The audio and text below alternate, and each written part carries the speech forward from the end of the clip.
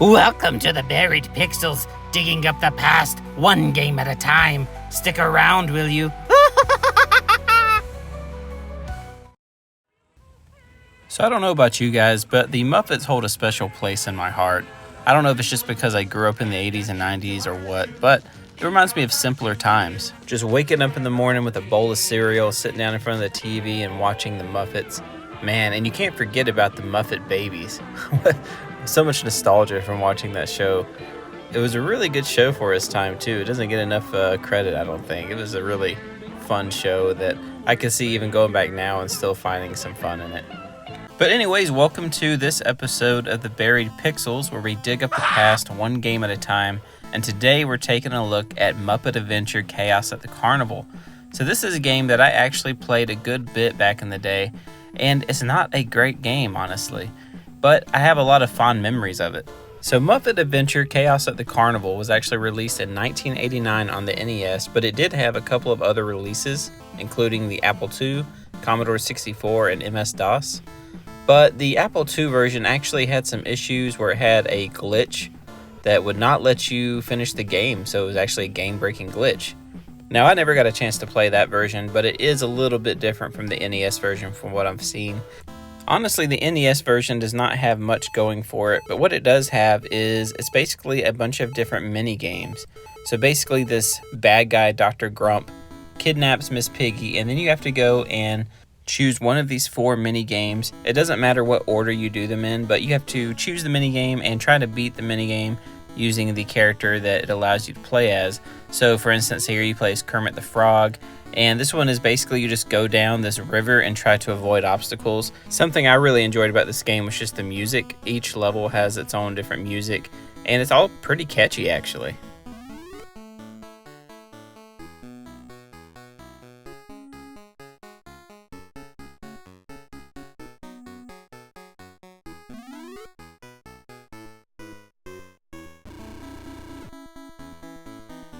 So honestly, this is probably my least favorite of the mini games.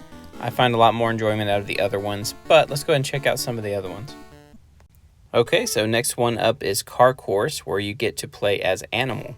And it's basically just a endless car driving game to some degree. You have to avoid the oil spills and you have to pick up the bananas on the way to get points. You do have a power bar, so there's little bombs and things like that you can run into that will take away your health and, deplenish your health bar. But this game is pretty forgiving, honestly. You get like the rides at the top right, that's your continues. So you get 9 continues starting out. And this is really fun. It's kind of fun just to kind of drive around and bounce off stuff, and you don't really take any damage unless you hit a bomb or some other obstacles that do pop up along the way. But this one is fun. If I can avoid some stuff here, you can actually get a lot of speed going and just kind of bounce around. So it's a fun little mini game. Like I said, there's not much to this game on the NES in general, but it is cool that it has a mix of these different mini games, almost like a party game. And like I said, the Apple release version of this game actually did have a 2-player mode, but it was a vastly different kind of game, even though it shared the same name. So it would have been cool if there was some kind of like 2-player mode and like 2 players could just run around this course and bump into each other and stuff, but this is still a fun little mini game. So this one that we're playing next is called Space Ride, and you get to play as Gonzo, and you're basically just Gonzo in this little spaceship, which is kind of funny actually. So Gonzo's mini game is actually probably the closest to a full-fledged game, as opposed to the others are just very short, kind of like little mini games. This one actually feels like it could be like a legit game, and it plays a lot and controls a lot like Asteroids. So it's a side-scrolling space shooter, but it controls like Asteroids, where you hit the A button and you accelerate, but you got to be careful because like the longer you hold it, the faster you'll go and the more momentum you'll get. But it's really fun. You can shoot all these different asteroids that pop up, and there are enemies that fly around that you have to worry about. So obviously the further you get into the game, the harder it gets, the more enemies appear. And you have this little guy that flies around and shoots at you and everything. And that may be Dr. Grump. I'm not sure, actually. I need to look at the lore, look at the manual, and see who those little guys are. And Gonzo's level even went as far as to include a boss. So you actually get to fight this boss at the end of the level, which is kind of cool. But yeah, this one's probably the closest to a complete game instead of just a mini game. Alright, so last but not least, at least in my opinion, is Amazing Maze, where you get to play as Fozzie the Bear. And this one, you're basically in a maze of milkshakes. Doesn't make any sense, and you have the little rat dude running around. I don't know what his name is, I'm sorry. And you have to collect these little presents and things that pop up on screen. Once you collect 3 of them, you move on to the next stage. And you can actually pick up like these little throwables as well, and I'm not sure what they do. Sometimes it'll hit the enemy and stun them, and sometimes it'll make the enemy like go toward whatever you threw. Haven't quite figured it out yet. I'm sure it's really simple and I'm just slow.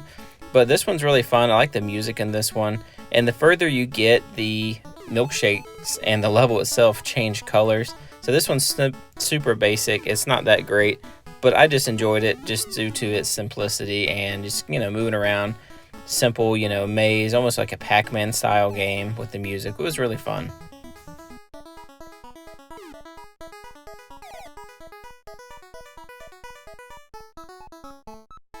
So after you complete the last level, you now have all the keys. You get to go to the Dr. Grump stage, which is basically Kermit the Frog with a feather running around in a very awkward pose, jumping. Granted, he can jump pretty high like a frog, but this is very similar to like your typical OG Mario dungeon. It's very basic, and honestly, they could have did a little better on the final boss here, or final level. But they did throw in a lot of enemies, and this is very similar to almost a full-fledged game as opposed to a mini game. Once you get to Dr. Grump, he's got Miss Piggy tied up there, and he's pretty easy to defeat.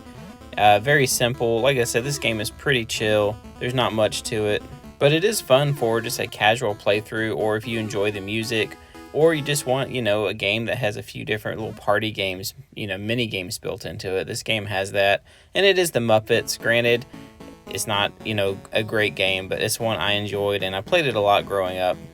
But if you're a fan of the Muppets and you just want a chill game to play that's not overly difficult, that has some variety to it, go ahead and check this one out. I hope you guys enjoyed this video and this episode of the Buried Pixels. Please like, comment, subscribe, and we will see you on the next one. Thank you for watching.